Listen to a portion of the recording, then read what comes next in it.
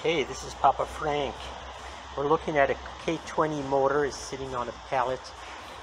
You'll notice that there's no serpentine belt on this motor, and there's a reason for that. Recently I did a video where I changed the alternator on a K24, and people asked me in the comments, well, how did you get the belt back on? And I realized that the belt shrouding on some of these engines can be a little bit daunting. So in this video I'm quickly going to show you how to put the serpentine belt back on this K20 motor.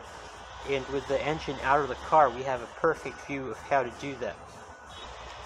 I'm going to point out a few things first. This is the crankshaft pulley. This is the AC pulley. This is the water pump pulley. This is the alternator pulley. This is the tensioner pulley. And this is the power steering pulley. Okay. The tensioner pulley can be moved back and forth by using a socket wrench with a 14mm socket. Like so. Here you turn it in the clockwise direction. It would be easier to go downwards. Okay. That changes the amount of tension on the belt. Okay, let's show you how to install the belt. You'll notice some of these pulleys have grooves and some are smooth. So the routing of the belt is that wherever you have the grooved pulley, you match that with the grooves in the belt. Whenever you have a smooth pulley, you match it with the smooth side of the belt.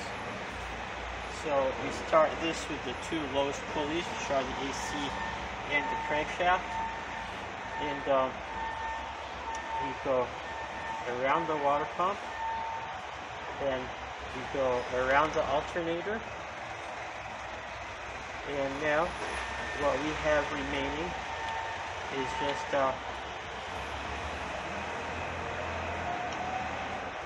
the power steering pump, and this is where we're going to use our wrench.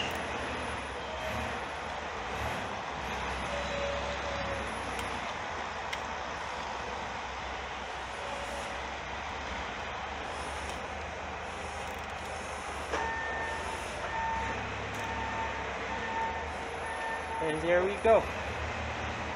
The belt is back on. Thank you for watching.